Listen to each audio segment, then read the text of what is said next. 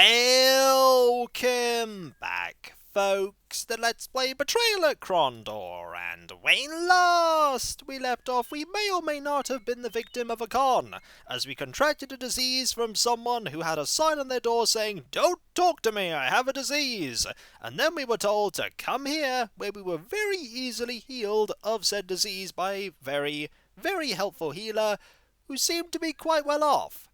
This could very well have been a very thinly veiled tutorial as to how diseases work. But it was one that cost us 25 sovereigns. That said, we have 655 sovereigns, so we're not really missing that much wealth from our mistake.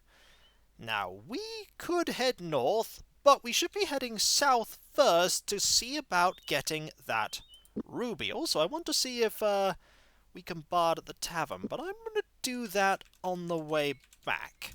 We're not going to find any enemies here, because we've already defeated them. Also, there is you, and you have all this stuff that we can sell when we go back to Locklear, so let's take it. Why not? Now, Hawk's Hollow is not that far away. We are here. It was this path that led to the optional enemies, who hopefully are still there. Because if they are, I want their loot. Right. Yep, bodies are still here. Or rather, the singular body. We will take all this loot as well, because we can sell it. Hopefully this will make up for the cost of the healing. It's probably not going to make up entirely for the cost of the healing, but every little bit does help. Right. The road north of Hawk's Hollow, we were told, and we are getting closer to Hawk's Hollow. It's not likely to be there, so let's go this way. Gorath checked the corpse. No sense in being squeamish. Supplies are wherever you find them. Excellent. I will take this stuff too, so that we can sell that later. Also, need to make a note in my head. Yellow-cloaked mortal are spellcasters. Right, we still haven't found this person we're looking for. Well, before we do this, I actually want to... Before we rest, I actually want to use this herbal powder. Fearing that an infection might be loose in his system, Owyn attended to his various nicks and cuts with the contents of the herbal pack. While it wouldn't make his wounds go away, it would at least speed his healing. I want you to use it too. And I want you to use it too. Oh, you don't have any space. Well, I don't even know why you're still carrying that, but I really should have swapped that around, but now you can use this, and this should really help make us better faster. That's what it's there for. Right. Campsite. Rest. Oh, that made a sizable difference. That was a big difference. Okay. Well, there's a body with nothing on it. We either picked that one clean, or it's already been taken. Okay, so we're getting close to Hawk's Hollow here. Hopefully we can find this person we're looking for. I hope so. On the road north of Hawk's Hollow. Locklear smiled. Although the approaching man seemed half a hand shorter for the passage of 11 years, his halting stride was still as personal to him as his signature. Ages past, Isaac had suffered his limp proudly, worn it like an injury sustained on a field of battle, and for that he had gained the respected admiration of Krondor's young squires, Locklear among them. His tragic expulsion from Arutha's court had been a blow to them all. The years have worn you well, old squire. Despite the fact it seems to have darkened your hair a bit. What did you do? Stick your head in a barrel of pitch? Scoundrel! I would have thought you strung up for impersonating a duke by now. How are you, Isaac? It's been since Arutha's wedding, hasn't it? The very day. You should have heard the fit Master of Ceremonies de Lacy threw when he found out I wasn't the Count of Dorgan's son. I dare say he would have tossed me over the palace walls himself if he hadn't been busy with the details of the blessed event. I've kept busy since then, spent the last few years on the road doing odd jobs along the border. You'd be surprised at all the things I've learned and seen since I've left Krondor. Surprise me then. You always were a rumour monger. Well, what would you like to know about? I'd like to know about traps. There's a lot of stuff here. For whatever reason, someone has gone to a great deal of trouble to make certain we stay clear of the eastern side of the Ore Sands. We found traps on the road leading east. You assume these traps were laid for you. Perhaps they were laid there to prevent someone in the east from slipping west. I can't see any real advantage in keeping someone out of Hawk's Hollow or L'Oreal, but I can see a very definite advantage to keeping someone out of Lamut. I think you will be better advised to move south and west, away from whatever is laying them out. I take that under advisement, but I'm definitely going to be exploring everywhere. These roads seem littered with those anxious to anticipate our movements. Do you know of anyone in this area that seems to have unusual skills? Someone who seems like they know your thoughts? No. For a fact I can't say what I have, but a certain pokier player that I lost a great deal of money to in Egley comes to mind. Name of Devon, I believe. It took me quite a while to make up the funds I lost during a single night playing against him. He very nearly took every sovereign I've made in a month's time. A name to look up? I've just returned from a military assignment, and it's imperative that I get south as soon and as inconspicuously as possible. Are there any places you think we should avoid? At all costs, you'll want to avoid the road from Egley to Tanner's. There's a festival to be held in Egley, and it's likely your elven companion will be spotted right away. What makes you think we're off to Krondor? Elves don't come much out of Elvander, and they're even less likely to travel in the company of a boy and senior when they do take to voyaging. Whatever you three are about, I assumed it would involve the good of the kingdom. Krondor would be the only logical place for you to go. Well, we've been rumbled, but to be fair, Locklear knows Isaac well, and Isaac knows Locklear well. Now it's time to talk about something that he's probably not happy to hear about. Did you by any chance purchase a ruby from Kiefer Alescook in L'Oreal? He told us he sold it to someone named Isaac, and the description he gave us sounded like you. Why? You want to buy it from me? It's not like it's the only ruby in the world, you know. The ruby he sold you was stolen from a Surani magician who was passing through Lamut.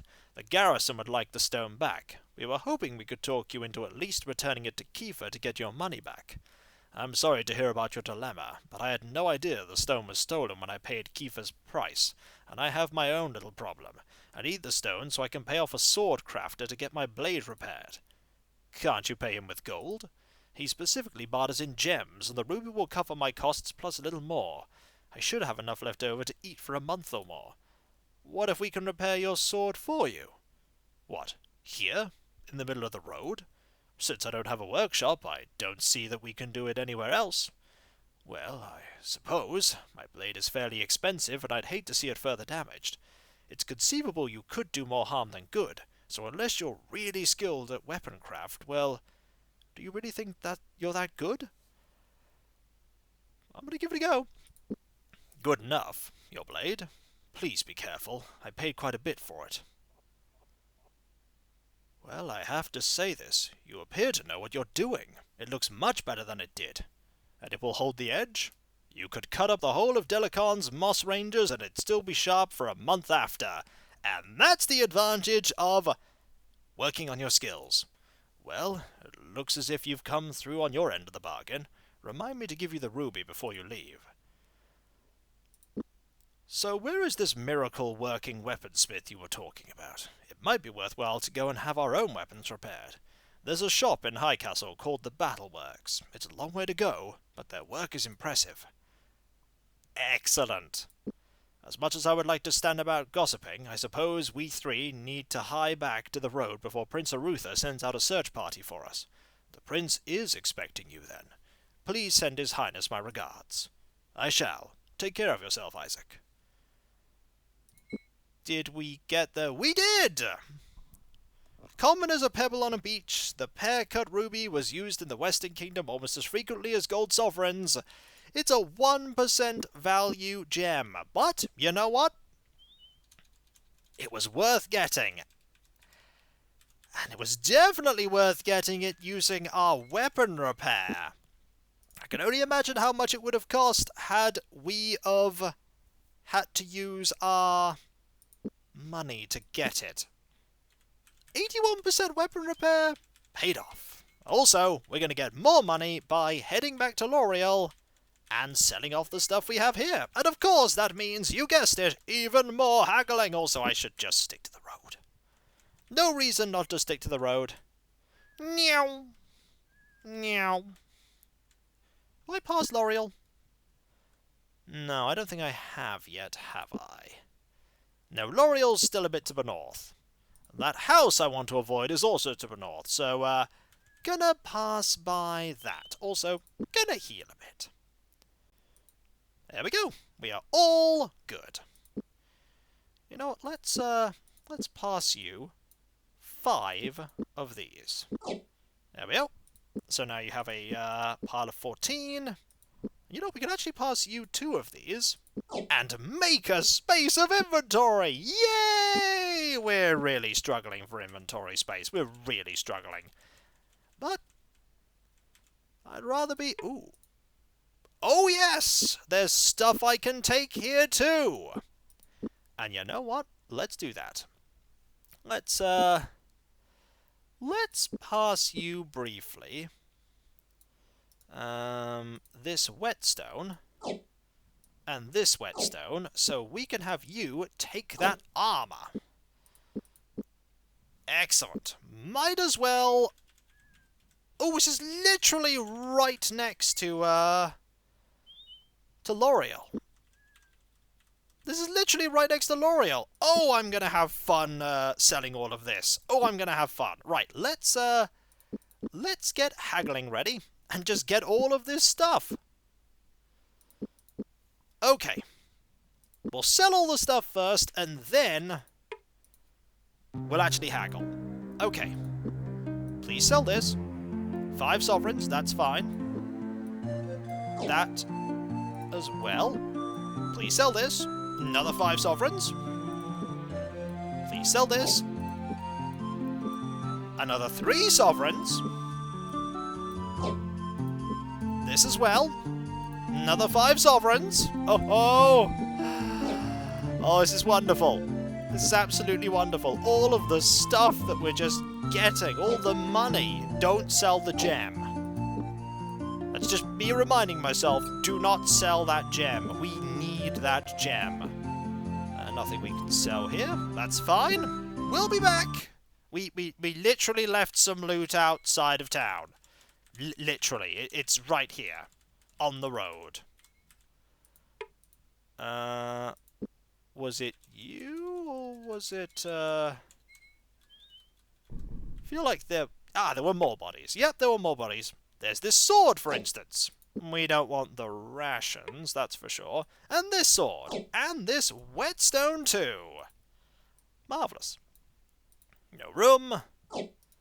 These are the spoiled rations. So I want to double check that I have everything of all of you. Just double check. So, rations that are bad. Rations that are bad. And absolutely nothing. Okay. Excellent. Back to here we go. Back to haggling we go, because, I mean, we're here, we might as well. 3 sovereigns. 3 sovereigns. Excellent! I think we pretty much got all the money back that we spent healing ourselves. And you know what that means? Haggle time! Do-do-do-do-do-do-do. I mean, we're here. We might as well work on invalidating the future purchase of any haggling training book. Excellent. Not available, that's fine. We don't want any of these anyway. Definitely don't want this armour, and we certainly don't want the rations. We have more rations than we could ever know what to do with. We also have some inventory space now, just in case we encounter more people that want to kill us. And I imagine we're going to encounter more people who want to kill us. It's kind of what's been going on in the entire game. Ooh, we actually got a discount I'd have just held out, we could have saved, like, nearly a whole sovereign. Nearly a whole sovereign. Also, this gives you an incentive, getting the gem, to go back to Lamut. Either by heading south and taking that west path, or going north past Tiasog. And I want to be heading north because, you know, new settlements and potentially new encounters. I imagine I can't could get more herbal packs, but I think we found herbal packs in other places. We've definitely found herbal packs in other places. Okay, that's unavailable. Also, we do have a shovel now, so we could go to that graveyard at some point that we ignored before. Wow, you just keep giving me no discount. And eventually you got tired of not giving me a discount. You know, if you'd actually given me a discount... Oh, here we go again! Those were successes. Those were successful haggles. Which means that we gain skill faster. We're getting good at this. Also, this person's getting frustrated. Seriously, I'm pretty sure by the time we're done with this adventure, the party are never going to be able to buy anything in a shop ever again, ever. And they'll be like, oh, it's you! No! Never sell him anything! Alright, we're just going to do this here. I mean, it's silly how this works. It's on par, but not the same as the unlimited blue healing potions in Albion. At least the unlimited blue healing potions in Albion are counteracted by the fact that there's only so many sell slots in the entire game. Like, there are only so many spaces that merchants can use to buy things, and there are only so many merchants. Then again, you can just drink healing potions, and that's predominantly what they're there for. They're also admittedly there as a way of bringing money into future areas, though we do have weight. But then again, gold has weight in that game too, so there you go. Alright, are we nearly done? Aha, we are done! Excellent. And haggling went up, but how much? You have a haggling now of, that's 78%. 78. 44. And 63. I dare say, we're getting pretty good at this whole haggling malark. Also, you're definitely, we have loads of whetstones. We have a few too many whetstones. Also, I thought this would be open. A closed sign hung by the door. Guess they're not too interested in doing business right now, Owyn said. Oh well, if you're not going to talk to us, that's fine. We'll bard somewhere else, I said sadly as I walked away from potential barding training. Okay, nothing here. Nothing here at all. Ooh, there's a bridge. Bridges are fun. So where are we if there's a bridge? Ooh, there's a thing there. I totally want to go check out that thing. Is it this way? It's this way. Let's go check out that thing. We have... Ooh! Is that a temple? Incense swirled. Striding between the columns of the temple, Locklear made for the heavy wooden doors, which had been sealed against the daylight and which preserved the privacy of any ceremonies in progress. Pulling the tasseled rope which hung next to the door, he awaited the response of the door warden. Right. Gotta click this. The design was odd. I see the mandala interests you. Turning, Locklear noticed a thin young man standing in the archway, his hands hidden in the folds of his robe. While the relations between the temples and the new Academy of Magic and Stardock have been cool, it is one of the treasures they have passed on of the Surani magic.